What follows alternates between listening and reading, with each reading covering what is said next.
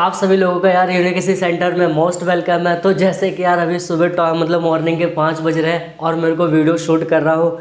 But इसके पीछे reason क्या है इसकी, मेरे पास वीडियो का स्टॉक नहीं है, थोड़ा सा काम में ज़्यादा थोड़ा सा टाइम चला जा रहा है, तो इसलिए टाइम और नहीं मिल पा रहा है। तो इसीलिए क्या हो रहा है कि मैं वीडियो मतलब मॉर्निंग में अभी 5 बजे और मैं आप लोगों के लिए वीडियो शूट कर रहा हूँ गाइस। तो देखो ये चीज़ होता है कि कोई दिक्कत नहीं है इसमें कि आप लोगों के लिए काम करना है, तो जो मेरा मेन पर्पज़ वही है कि आप लोगों को वीडियो देना कंटिन्यूसली, तो इसमें कोई मैटर नहीं करता।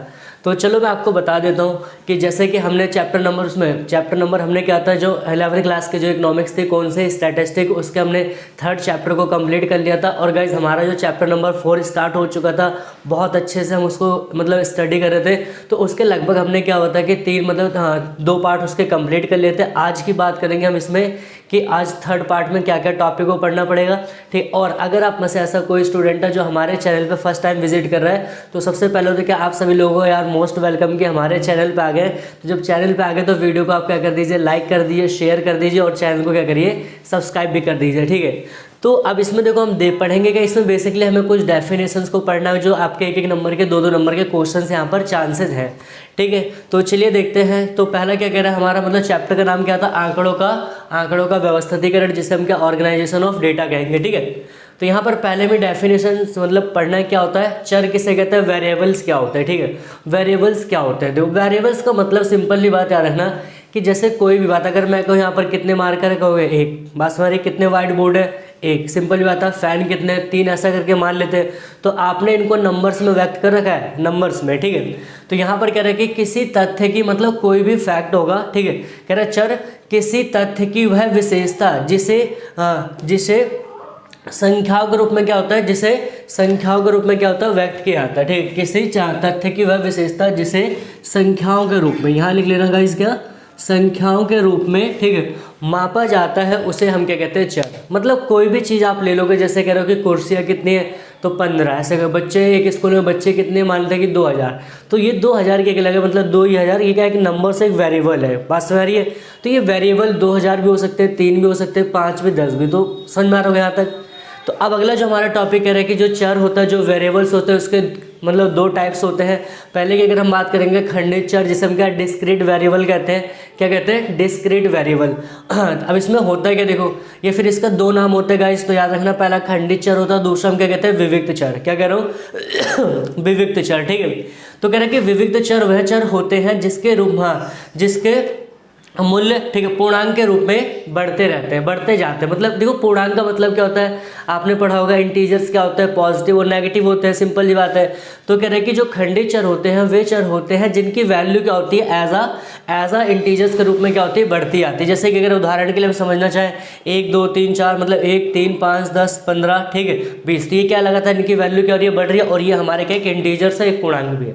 क्लियर है गाइस, ठीक है। अगला टॉपिक देखो, कह रहे हैं कि सतत और या फिर अखंडित चर किसे कहते हैं। सतत का मतलब क्या होता है, जिसे हम कॉन्टिन्यूस वेरिएबल कह सकते हो, ठीक है। हिंदी में 2 नाम दे रखे हैं, हिंदी में थोड़ा सा, हिंदी वाले जो बच्चे होते हैं उनके लिए गाइस थोड़ा सा कंफ्यूजन क्रिएट कर सकता है, तो आपको नाम दोनों याद रखना है, सतत या फिर अखंडित चर किसे कहते हैं, ठीक है। तो अब अगर यहाँ पर बात करते हैं कि सतत चर वे चर होते हैं, ठीक है, जिसके मूल्य निरंतर बढ़ते हैं, उदाहरण के लिए जैसे, लेकिन यहाँ पर फर्क क्या आता है गाइज, यहाँ पर जो आपकी वैल्यू आएगी यहाँ पर क्या पॉइंट में है, नहीं है। लेकिन यहाँ पर क्या होता है, या तो जो वैल्यू आएगी आपकी वो क्या पॉइंट में हो सकती है, अदरवाइज तो फ्रैक्शन के रूप में हो सकती है। आप फ्रैक्शन आप कोई से भी ले सकते हो, जैसे कि मिश्रित भिन्न हो सकता है या फिर सरल, समझ में आ रहा होगा। तो उसी को हम क्या कहते हैं, अखंडित चर। आप सिंपल है ना कि अखंडित चर वे चर होते हैं, जिसे सतत चर वे चर होते हैं जिसकी वैल्यू क्या होती है, जिसका मूल्य का निरंतर क्या होता है, बढ़ता रहता है। लेकिन वो क्या होता है, उदाहरण में हमें बताने की पॉइंटों में वैल्यू आती है, समझ में आ रहा होगा, ठीक है। और अगला टॉपिक हमारा क्या कह रहे हैं, शुद्ध आंकड़े, जिसे हम रो डेटा किसे कहते हैं, ठीक है। रो डेटा,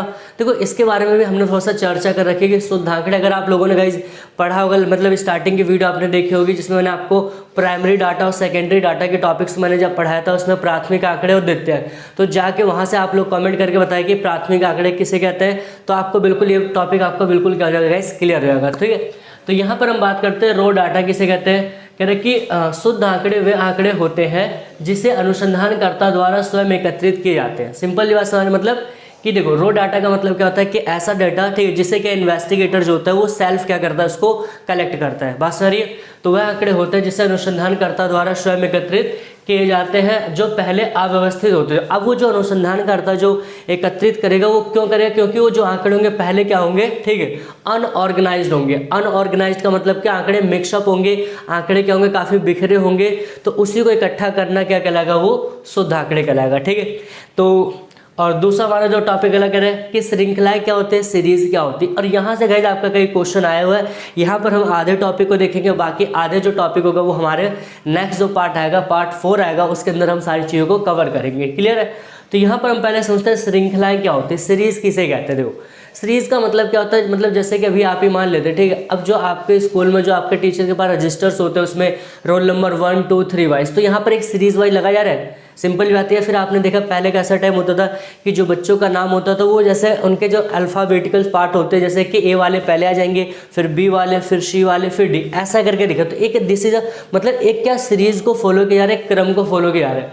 तो यहाँ पर कह रहा है कि श्रृंखला क्या होती है, कह रहे हैं कि सांख्यिकी में श्रृंखला से अभिप्राय, क्या करो कि सांख्यिकी में श्रृंखला से अभिप्राय उन आंकड़ों से है जिसे किसी क्रम में व्यवस्थित किया जाता है। क्रम का मतलब समझ में आ रहा है, या तो आप कह सकते हो 1 to 4 में, या तो जो अल्फाबेट्स जो होते हैं उनके नेम के अकॉर्डिंग ऐसा करके, ठीक है। तो उसी को हम क्या कहते हैं, श्रृंखला है। क्लियर है। अब देखो जो श्रृंखला होती है वो स्पेशली क्या होती है, 2 प्रकार की होती है। कौन कौन से अगर हम बात करेंगे, पहला व्यक्तिगत श्रृंखला क्या होती है, दूसरा आवृत्ति श्रृंखला। क्लियर है। व्यक्तिगत का मतलब क्या कह सकते हैं, इंडिविजुअल सीरीज क्या होती है, दूसरा कह रहा है फ्रीक्वेंसी श्रृंखला, ठीक है, फ्रीक्वेंसी सीरीज क्या होती है, ठीक है। अब इसमें 2 पार्ट आते हैं, ठीक है, इसमें 2, अगर आप ये दोनों टॉपिक को कवर कर लोगे तो आपका क्या हो जाएगा, जो यहाँ पर फ्रीक्वेंसी सीरीज होगी वो आपके बिल्कुल क्लियर है। देखो अब दूसरे में क्या आता है, जिनके 2 पार्ट, पहला कहता है खंडित श्रृंखला जिसको हम कहते हैं डिस्क्रीट सीरीज कहते हैं, और दूसरा क्या होता है कि अखंडित श्रृंखला जिसे हम क्या कहते हैं, कॉन्टिन्यूअस सीरीज कहते हैं। गाइस अब देखो मेन आता है कि इन टॉपिक को मैं आपको नेक्स्ट की वीडियो पढ़ाऊंगा, ठीक है। तो आपको मिलते हैं वहाँ पर नेक्स्ट वीडियो। तो गाइस अगर आपको वीडियो अच्छी लग रही होगी तो वीडियो को लाइक करिए, शेयर करिए और चैनल को ज़्यादा से ज़्यादा सब्सक्राइब करिए। और अगर आपके कोई डाउट्स है तो आप कमेंट सेक्शन में बेझिझक आप क्या कर सकते हो, कमेंट कर सकते हो। आपको वो सारी जो भी प्रॉब्लम होगी उस प्रॉब्लम को आपको सॉल्व कर दिएगा। So guys thanks for watching this video.